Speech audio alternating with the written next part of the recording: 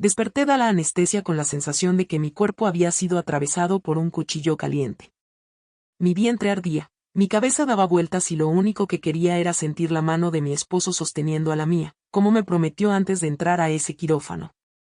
Lo busqué a ciegas, pero solo encontré el vacío frío de la sábana. Pronuncié su nombre, 1, 2 veces, y el silencio fue la única respuesta que recibí. La puerta se abrió despacio y la doctora entró con esa mirada que uno nunca olvida, una mirada que mezcla cuidado con lástima. Dijo que la cirugía me había salvado la vida, pero que nunca más podría tener hijos. Aún intentaba entender lo que eso significaba cuando escuché la frase que me partió a la mitad. Él se fue. La enfermera avergonzada me entregó mi celular. Había un mensaje de él, corto y cruel: necesito a una mujer completa. Mientras yo todavía estaba abierta por los puntos, él ya me había enterrado viva. Me quedé mirando ese mensaje por tanto tiempo que las letras empezaron a borrarse ante mis ojos. Necesito a una mujer completa. No era solo el abandono. Era la forma en que él transformaba mi dolor en un defecto, como si yo hubiera elegido perder el útero, como si hubiera fallado en alguna prueba invisible de esposa perfecta. Yo todavía estaba conectada al suero, con puntos recientes en el vientre, cuando entendí que mi matrimonio se había terminado allí, en una habitación blanca que olía a desinfectante y a desprecio. En los días siguientes, mientras intentaba aprender a caminar de nuevo sin sentir que algo me faltaba por dentro, descubrí que él no se había ido simplemente. Ya estaba con otra. Los mensajes antiguos que encontré en su tableta, olvidada en casa, mostraban conversaciones que comenzaron meses antes de mi cirugía. Mientras yo me hacía exámenes, él hacía planes. Mientras yo lloraba de miedo por la operación, él celebraba retrasos menstruales de otra mujer. Él le decía a ella que siempre soñó con ser padre y que no podía perder el tiempo. La peor parte no fue saber que me había engañado. Fue darme cuenta de que ya me estaba reemplazando incluso antes de que yo entrara al quirófano. No me dejaron por la infertilidad. Fui cambiada por otra. La cirugía solo facilitó su salida. Y fue en ese momento, sumergida en mi propia fragilidad, que algo dentro de mí comenzó a cambiar. Porque si él creía que yo lo había perdido todo en esa mesa de cirugía, aún no tenía idea de lo que yo estaba a punto de reconstruir. Si esta historia ya comenzó a conmoverte, te pido algo sencillo: suscríbete al canal ahora mismo. Eso nos ayuda mucho a seguir trayendo historias fuertes e impactantes como esta. Tenemos la meta de alcanzar más suscriptores este mes, y tu suscripción hace toda la diferencia. Quédate con nosotros hasta el final, porque lo que está por venir te va a sorprender. Salí del hospital con una bolsa de medicamentos en la mano y puntos recientes en el vientre, pero la herida más grande no estaba en mi cuerpo. Tomé un taxi sola. El conductor me preguntó si alguien me esperaba en casa y yo solo asentí con la cabeza, sin poder responder. Durante todo el trayecto, me quedé imaginando que tal vez él se había tranquilizado, que tal vez el impacto había pasado, que tal vez todavía tenía un hogar al cual volver. Cuando puse la llave en la puerta, me temblaban las manos. Todavía quería creer que aquel mensaje cruel había sido escrito por impulso. Giré la llave despacio, como si retrasar el movimiento pudiera retrasar la verdad. La puerta se abrió y lo primero que sentí fue el silencio. No aquel silencio común de una casa vacía por algunas horas. Era un silencio definitivo. Entré llamando su nombre, aún sabiendo que nadie respondería. La sala estaba demasiado organizada. Demasiado limpia. El aparador donde estaba nuestra foto de boda estaba vacío, dejando solo una marca más clara en la madera donde el portarretratos siempre descansó. La televisión ya no estaba allí. El sofá que compramos había desaparecido. Di algunos pasos y sentí la puntada en los puntos de la cirugía, pero seguí caminando, como si mi cuerpo no tuviera derecho a quejarse. Fui hasta el cuarto y abrí el armario. Su lado estaba completamente vacío. Ni un abrigo olvidado, ni un calcetín perdido. Él no se había ido con rabia. Había planeado cada detalle. En mi almohada, encontré un sobre. Mi nombre escrito con su letra firme. No había una disculpa. No había una explicación. Había papeles de divorcio y una única frase escrita a mano: no puedo vivir sin el sueño de ser padre. Me senté en la cama y sentí que algo dentro de mí se rompía definitivamente. Pero lo peor estaba por venir. Al encender mi antigua tableta, que él olvidó en el cajón de la sala, encontré conversaciones abiertas. Meses de mensajes con otra mujer. Fotos de ultrasonido.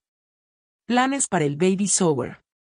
Él le decía a ella que, si la cirugía resolvía el problema, le pondría un punto final al matrimonio. Yo ya no era su esposa. Yo era un obstáculo temporal.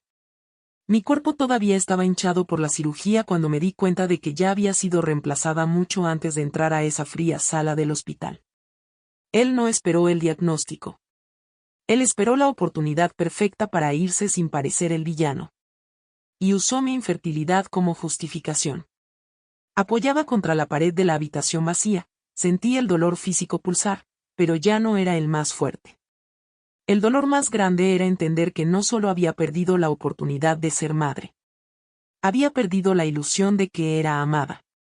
Y en ese momento, sola en aquella casa casi desmantelada, me prometí a mí misma que él todavía descubriría el tamaño del error que cometió. En los primeros días en aquella casa vacía, no viví, apenas sobreviví. Caminaba despacio por los puntos, pero la verdad es que lo que me paralizaba no era el corte de la cirugía. Era el corte del rechazo. Dormía en mi lado de la cama porque el otro lado, demasiado vacío, parecía gritar que yo había sido descartada.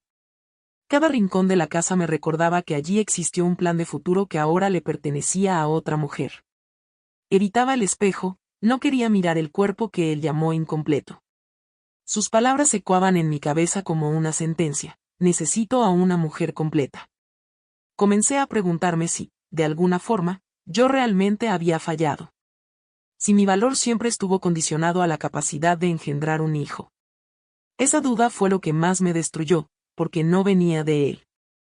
Comenzó a venir de mí. Una semana después, recibí un mensaje de una conocida en común. Corto. Directo. Vi a tu esposo hoy. Estaba con una mujer embarazada. Sentí que el suelo desaparecía de nuevo. Abrí las redes sociales con las manos temblando y allí estaba. Una foto pública. Él sonriendo, sosteniendo el vientre de ella, como si ese siempre hubiera sido el plan. El texto hablaba sobre comienzos y milagros que llegan en el momento justo. Estaba en casa, llena de cicatrices recientes, tomando analgésicos para soportar el dolor de una cirugía que salvó mi vida, mientras él celebraba el hijo que tendría con otra. No hubo tiempo de luto. No hubo respeto. Fui reemplazada oficialmente incluso antes de que pudiera retirarme los puntos. Pasé aquella noche sentada en el suelo de la sala, mirando la pantalla del celular hasta que las lágrimas se secaron. Por primera vez, pensé que tal vez sería más fácil no levantarme de la cama nunca más. El dolor era demasiado grande. La humillación era demasiado pública. No solo había perdido un matrimonio. Había sido cambiada y exhibida como un fracaso. Pero en medio de aquella madrugada silenciosa, algo comenzó a cambiar. No fue fuerza inmediata. No fue valentía. Fue cansancio. Cansancio de sentirme menos. Cansancio de dejar que la definición de mujer completa viniera de la boca de alguien que me abandonó en una cama de hospital. Yo todavía estaba en el fondo del pozo. Todavía lloraba al recordar el sonido de la puerta cerrándose tras él. Pero allí, sentada en el suelo frío, hice una promesa silenciosa. Si él creía que mi historia había terminado en aquella cirugía, yo iba a demostrar que era exactamente allí donde comenzaba. Y él todavía no tenía idea de en quién estaba a punto de convertirme. En los días que siguieron, me di cuenta de que seguir respirando ya era, por sí solo, un acto de resistencia. El dolor no se había ido. Solo había cambiado de forma. Ya no era un impacto agudo, era una presencia constante, como un peso sobre el pecho. Todavía me despertaba a mitad de la madrugada recordando su mensaje. Todavía sentía que el cuerpo me daba tirones cuando me levantaba demasiado rápido. Pero algo dentro de mí había dejado de implorar explicaciones. Ya sabía la verdad. Y, extrañamente, eso me liberaba. Pasé semanas viviendo entre consultas de seguimiento y silencios largos dentro de casa. Fue en una de esas consultas que todo comenzó a reorganizarse dentro de mí. Mientras esperaba en la recepción, observé a una mujer llorando bajito al lado de su esposo. Ella sostenía un sobre de exámenes con las manos temblorosas. Reconocí esa mirada. Era la misma que yo tenía cuando todavía creía que la infertilidad sería solo una fase. En ese instante, me di cuenta de que no era la única. Nunca lo fui. Mi dolor dejó de ser solo mío. Pasó a ser parte de una realidad mayor. Y fue allí donde la decisión cobró fuerza. Yo no podía elegir lo que me habían quitado, pero podía elegir qué haría con eso. Comencé a investigar, a estudiar, a profundizar en el universo de la medicina reproductiva. No por venganza. No para demostrarle algo a él. Sino porque necesitaba darle sentido al vacío que había quedado. Volver a estudiar no fue fácil. Mi concentración fallaba. Había días en que releía el mismo párrafo 10 veces. Pero cada pequeño avance me recordaba que yo todavía era capaz. Yo no era la etiqueta que él me puso. Yo no era incompleta. Era una mujer que sobrevivió a una cirugía, a un abandono y a una humillación pública, y aún así estaba de pie. Borré las fotos antiguas de las redes sociales, pero no por vergüenza. Lo hice porque estaba lista para escribir nuevos recuerdos. Comencé a despertarme temprano, a organizar mi tiempo, a crear metas reales. No le conté a nadie lo que estaba construyendo. Aquella fuerza aún era delicada, casi silenciosa. Pero crecía todos los días. Todavía sentía la ausencia. Todavía dolía ver lo que él estaba viviendo con otra. Pero, por primera vez, mi vida no era una reacción a sus elecciones. Era una construcción mía. Y, aún sin imaginar lo que el futuro me deparaba, tenía una certeza firme dentro de mí, el hombre que me abandonó por creer que yo no podía engendrar vida. Jamás imaginaría el impacto que yo todavía tendría en la vida de tantas otras personas. Los años no pasaron de repente. Pasaron despacio, exigiéndome una fuerza que ni siquiera sabía que poseía. Al principio, estudiar era solo una forma de no enloquecer. Me sumergía en los libros para no sumergirme en los recuerdos, ocupaba mi mente para no escuchar el eco de aquella frase cruel que me llamaba incompleta. Pero, poco a poco, aquello dejó de ser una fuga y se convirtió en un propósito. Cada clase, cada guardia, cada madrugada despierta revisando casos clínicos era un paso concreto para alejarme de la mujer que fue abandonada en una cama de hospital. No quería solo sobrevivir. Quería reconstruir algo sólido, algo que nadie pudiera arrancarme. Elegí especializarme en reproducción humana. Muchos pensaron que era contradictorio. Algunos colegas decían que tal vez sería demasiado doloroso para mí convivir a diario con aquello que había perdido. Y era doloroso. Cada diagnóstico difícil tocaba una herida que aún existía. Cada pareja que entraba al consultorio con esperanza y miedo al mismo tiempo me hacía recordar quién fui un día. Pero, en lugar de quebrarme, aquello me fortalecía. Yo no atendía a los pacientes como números o estadísticas. Atendía a mujeres que temblaban al escuchar los resultados de los exámenes, a hombres que se sentían impotentes ante la frustración, a familias que estaban a punto de rendirse. Yo entendía ese silencio pesado que se apodera de la sala cuando se pronuncia la palabra infertilidad. Sabía exactamente lo que esa palabra podía destruir. El tiempo fue organizando las cosas.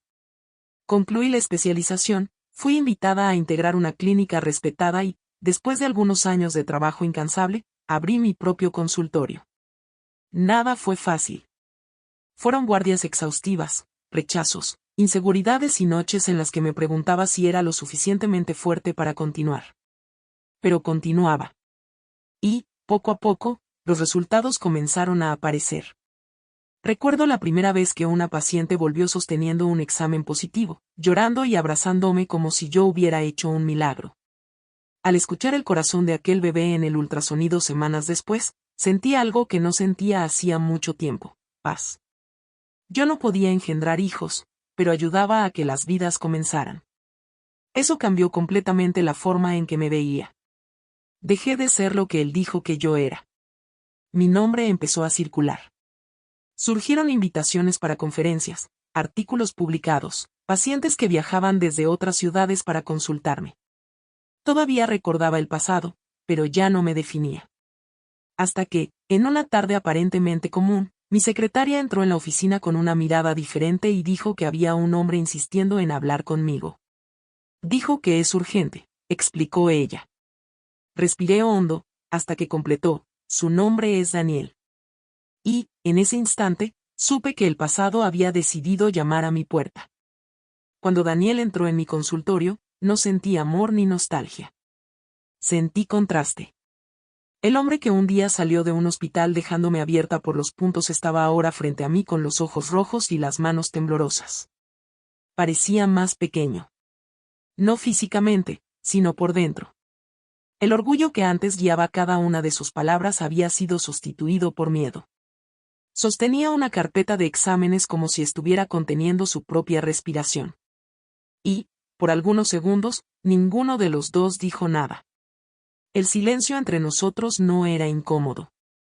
Era histórico. Comenzó a explicar la condición de su hijo. Hablaba demasiado rápido, como quien teme que el tiempo sea su enemigo. Una enfermedad rara. Tratamientos complejos. La necesidad de una nueva gestación con compatibilidad genética para aumentar las posibilidades de supervivencia. Decía términos técnicos que yo conocía bien, pero la verdad estaba en las pausas de su voz. Estaba aterrorizado. El hombre que un día me llamó incompleta ahora temía perder aquello que él llamó familia de verdad. Cuando terminó, finalmente me miró a los ojos. No había arrogancia.